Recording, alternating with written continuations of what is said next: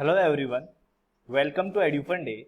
I'm your mentor of physics and today we are going to start a new topic of motion in a straight line which is kinematic equation for uniformly accelerated motion. यानी कि Newton's equation of motion जो कि uniform acceleration के लिए हम लोग use करते हैं उनके बारे में आज हम लोग डिस्कस करेंगे।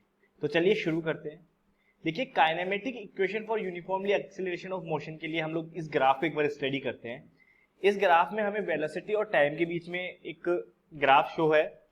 वहां पर जो डिस्प्लेसमेंट है इसको x बोला गया, टाइम टेकन को t बोला गया, इनिशियल वेलोसिटी v नॉट और फाइनल वेलोसिटी को v से कंसीडर किया गया है और एक्सीलरेशन को अज्यूम किया गया है a से। अगर एक बार हम तीनों काइनेटिक इक्वेशन पे जो कि यूनिफॉर्मली एक्सीलरेटेड मोशन के लिए होती है एक नजर डालेंगे तो यहाँ पर हम बोल सकते हैं दैट फाइनल वेलोसिटी के लिए v इक्वल्स टू क्या होता है v naught plus at। Displacement के लिए जो इक्वेशन होती है वो होती है x equals to v naught p plus half at square और फाइनल वेलोसिटी के लिए एक और equation v square equals to v naught square plus 2ax। ये तीनों इक्वेशन तीन काइनेटिक इक्वेशंस को जो कि यूनिफॉर्मली एक्सेलरेटेड मोशन के लिए हम लोग यूज करते हैं को रिप्रेजेंट करती है।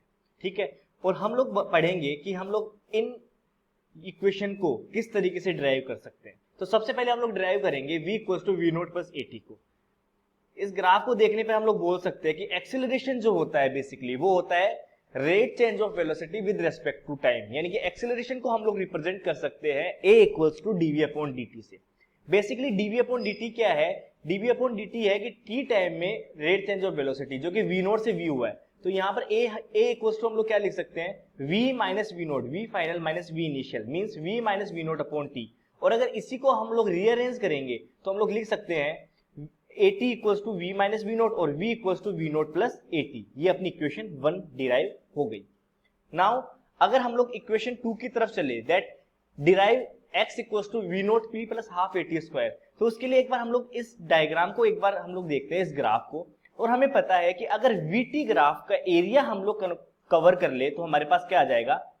हमारे पास आ जाएगा डिस्प्लेसमेंट। तो यहाँ पर देखिए जो यहाँ पे शेप हम लोगों को दिखाई दे रही है OBCDA, इसको हम लोग दो पार्ट्स में डिवाइड कर लेंगे, एक रेक्टेंगल OBDA और एक ट्रायंगल BCD।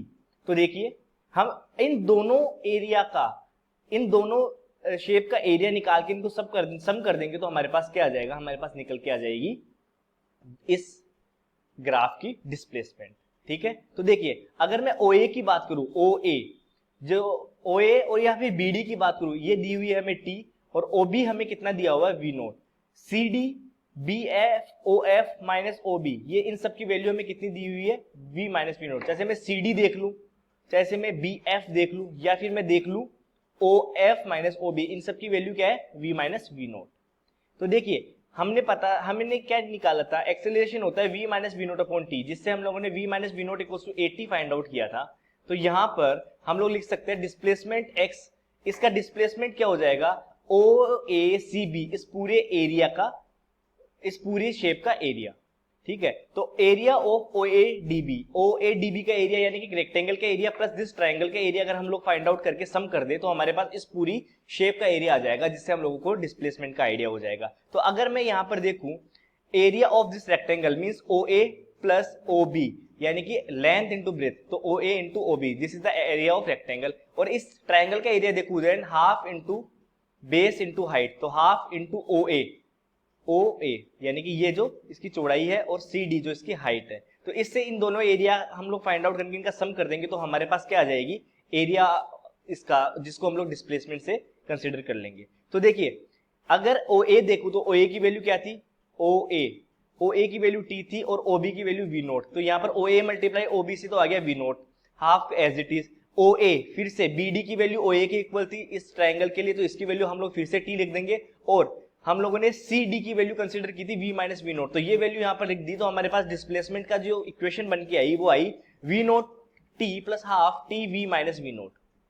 ठीक है, अगर यहाँ पर हम लोग इसको रीअरेंज करें तो v माइनस वी नॉट को हम लोग at लिख सकते हैं, जो कि हम लोगों ने लास्ट इक्वेशन में देखा था। तो इस तरीके से हमारे पास सेकेंड इक्वेशन आ गई जो है x equals to v naught t plus half at square. This is second equation of motion.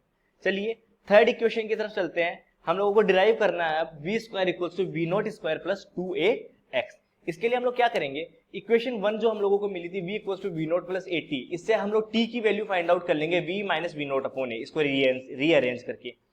और इक्वेशन 2 जो x equals to we not t plus half a t square थी, इसमें हम लोग t की वैल्यू सब्स्टिट्यूट कर देंगे, तो हमारे पास इक्वेशन आएगी x equals to we not v minus we not upon a, ये वैल्यू t की रख दी, प्लस हाफ a, फिर से एक बार t की वैल्यू रखेंगे v minus we not by a का होल स्क्वायर। और इसको रीअरेंज करने पर हमारे पास जो इक्वेशन आएगी बनके वो आएगी x equals to we not upon A minus we not square upon A plus A by two whole bracket V square plus we not square minus 2v naught upon A square, जिसको और आगे हम लोग rearrange करके लिख सकते हैं x equals to we not upon A minus we not square upon A plus v square upon 2a plus we not square upon 2a minus we not upon a. और इसको सोल्व करने पर हमारे पास आएगा x equals to we square upon 2a plus we not square plus upon 2a plus minus we not square upon a. और इसको final अगर हम लोग रीअरेंज करेंगे तो x आ जाएगा equals to we square minus we not square upon 2a, और इसको आगे सोल्व करने पर वी स्क्वायर आ जाएगा we not square plus 2ax, जो कि हमारी थर्ड इक्वेशन ऑफ मोशन है।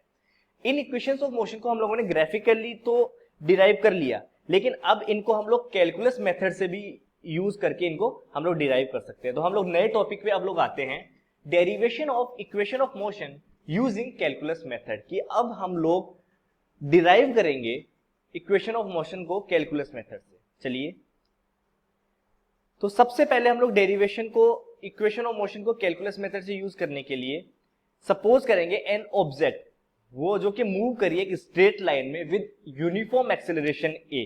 The initial velocity of this object is u, जिसको t इक्वल्स टू 0 पर u इनिशियल वेलोसिटी हम लोगों ने क्या की है, कंसीडर की है, और t इक्वल्स टू 1 पर हमने इसकी फाइनल वेलोसिटी कंसीडर की है v।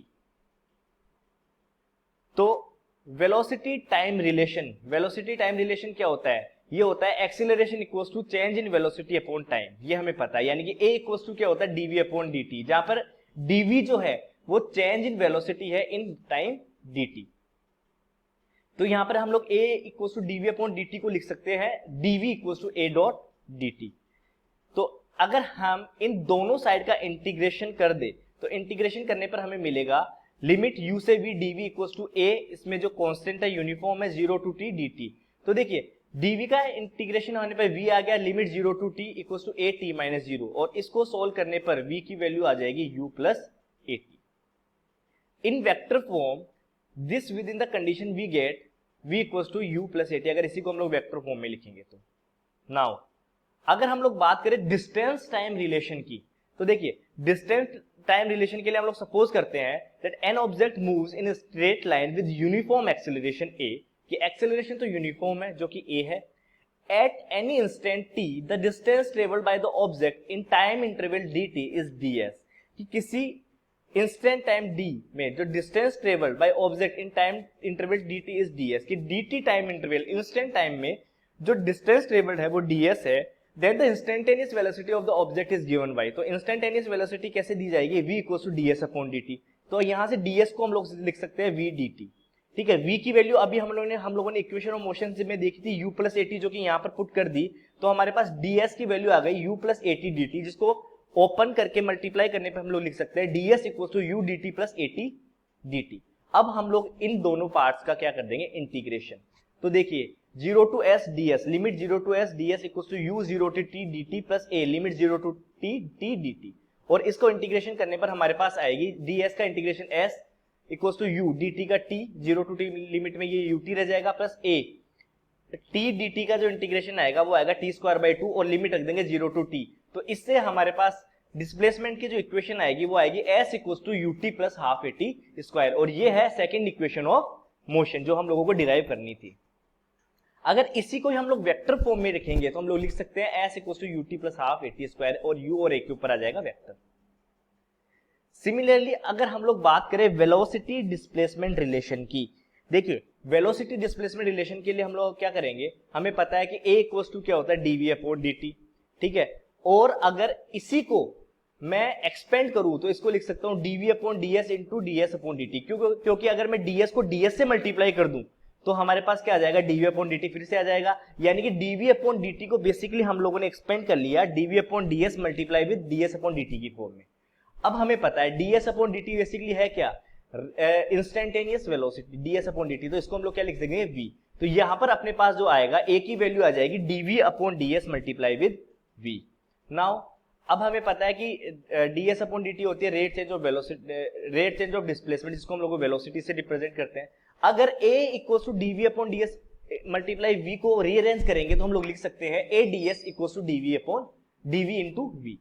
नाउ हम इन दोनों साइड का इस इक्वेशन को हम लोग क्या कर देंगे, इंटीग्रेट कर देंगे इन दोनों साइड को। तो हमारे पास आ जाएगी as 0 to s ds equals to u to v limit v dv, और इसको सोल्व करने पर as की वैल्यू आ जाएगी v स्क्वायर बाई 2 लिमिट रख देंगे u to v, और जिसको सोल्व करने पर हमारे पास आएगा 2as equals to v square minus u square, और रीअरेंज करने पर v square minus u square की वैल्यू आ जाएगी 2as। तो हमारे पास जो फाइनल इक्वेशन है v square equals to u square 2s, this is the third equation of motion. और अगर इसी को हम लोग वेक्टर फॉर्म में लिखे तो इसको वेक्टर फॉर्म में लिख सकते हैं, vector v dot vector v equals to vector u dot vector u प्लस 2 vector a vector s। So इस तरह से हमने जो न्यूटन्स इक्वेशन ऑफ मोशन है, जो कि हम लोग यूनिफॉर्म एक्सीलरेशन के लिए यूज में लेते हैं, इनको बाय ग्राफ और बाय कैलकुलस मेथड दोनों तरह से डिराइव करके हम लोगों ने देख लिया है और इनको हम लोगों ने समझ लिया है। Thank you for watching एड्यूफंडे।